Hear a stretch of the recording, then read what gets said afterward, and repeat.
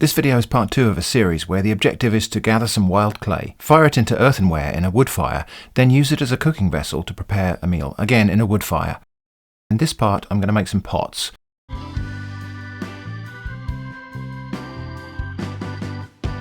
Starting with this piece of unrefined raw clay. This was made from the raw dug earth, some of which I soaked and then blended with some more dry pieces and wedged as best I could.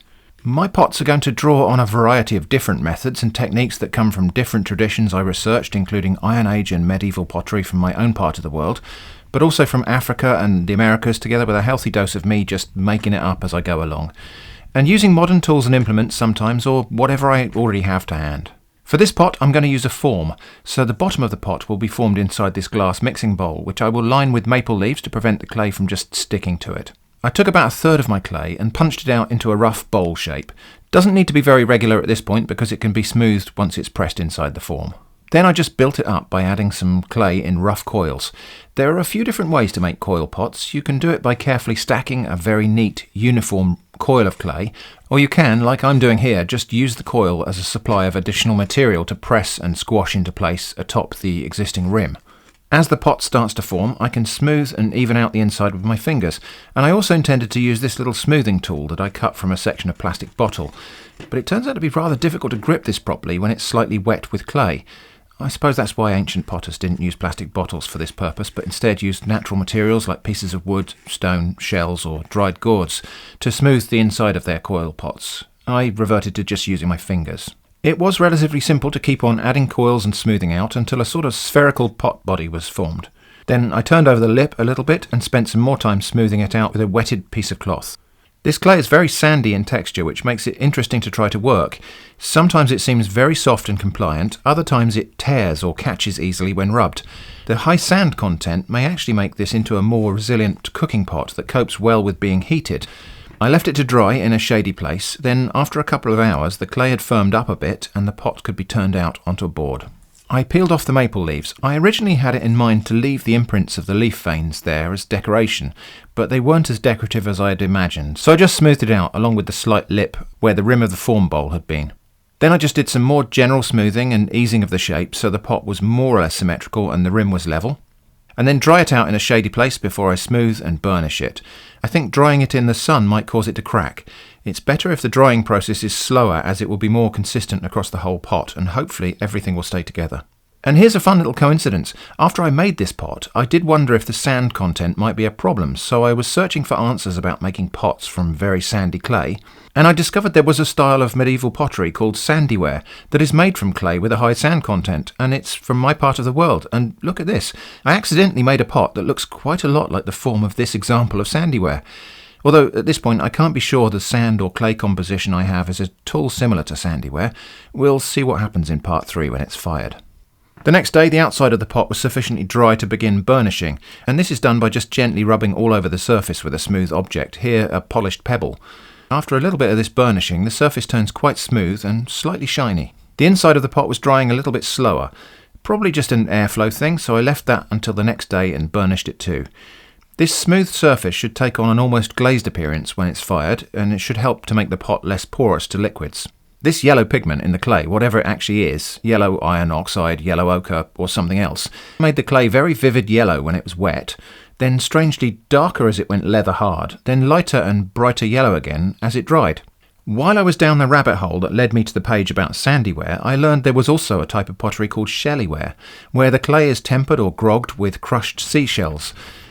Since my batch of purified clay was taking so very long to dry to a usable consistency, we took a little trip to the beach, collected up some shells, specifically cockle shells, which are really common around here, and seem like they'd be the easiest to smash up. To crush the shells, I dropped them into a cardboard tube on top of a section of steel beam, then pounded them with a metal bar. Then it's just a case of sifting the finer parts out, returning the larger stuff to the tube, maybe adding more whole shells, and repeating until I had a couple of handfuls of crushed seashell material. Now, liberally flour your work surface, turn out your dough and begin kneading. Oh, wait a minute, this isn't bread making. The clay is probably still a little bit on the sticky side for working like this, but I eventually managed to work in my crushed seashells into the clay and form it into a block.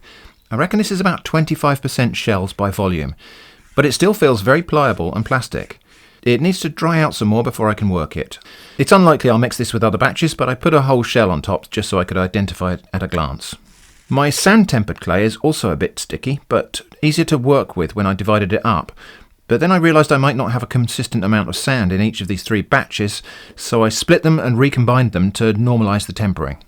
All of this stuff should have been in the part 1 video really, but anyway, let's make some more pots. With the shell-grogged clay, I'm going to make a small bowl, starting with a pinch pot. My art teacher back in school used to call these thumb pots, but it seems like the rest of the world calls them pinch pots. So I'm making a pinch pot. I used to be really good at this, but I clearly need a bit of practice. Anyway, after a while I got something that I think more or less resembles the bowl shape I want. This clay is still a little bit on the moist side, so I need to leave that for a couple of hours to firm up.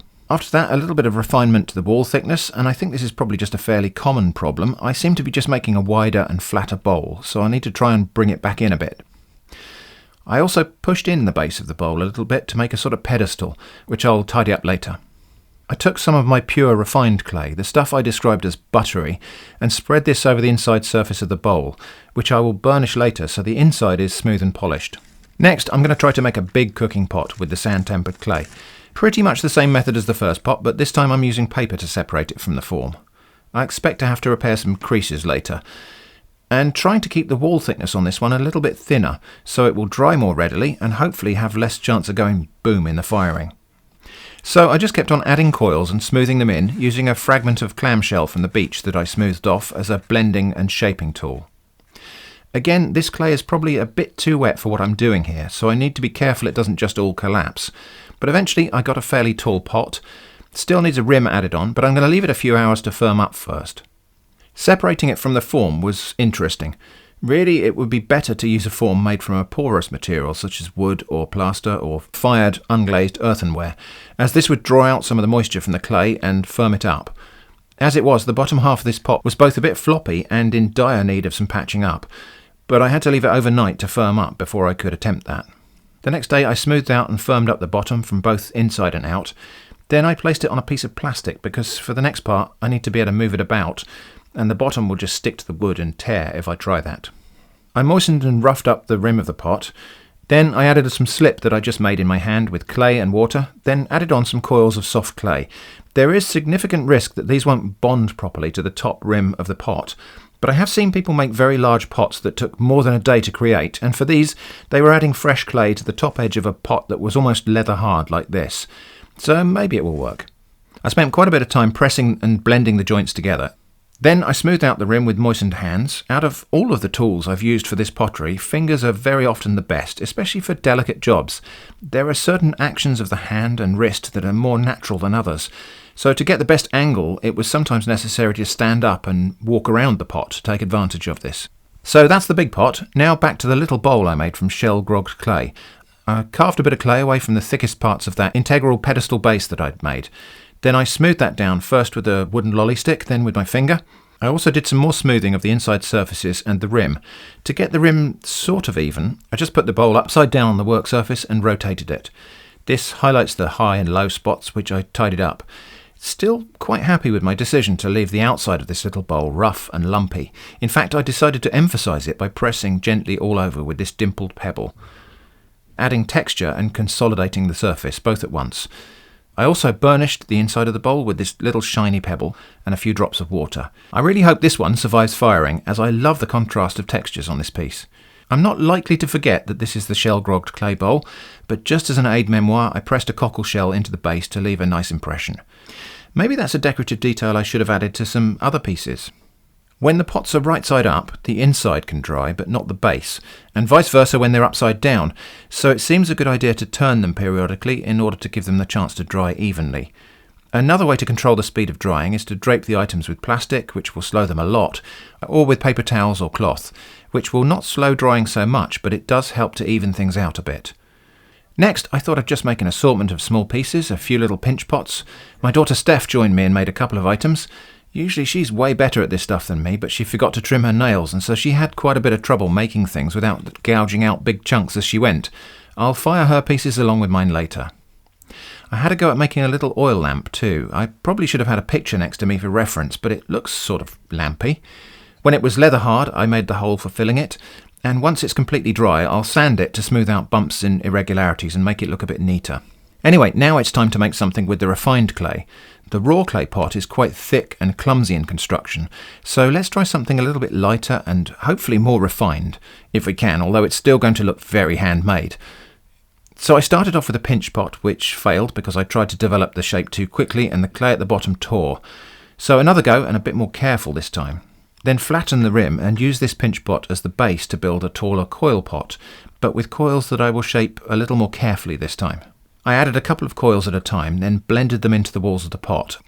The trick here is, rather than smearing a layer of clay over the join, to try to move and spread the clay in one section so it completely closes up the gap and bonds to the next section. Not sure I was doing that very well, but that's what I was attempting.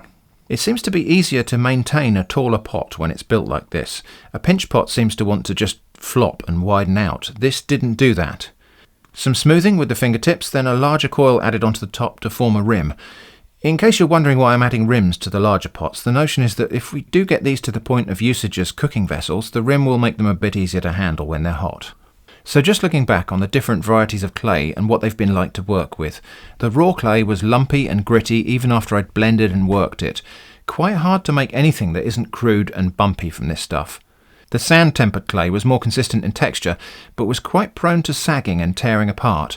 Maybe I should have dried it a bit more, but that also makes it crumbly, or at least less pliable.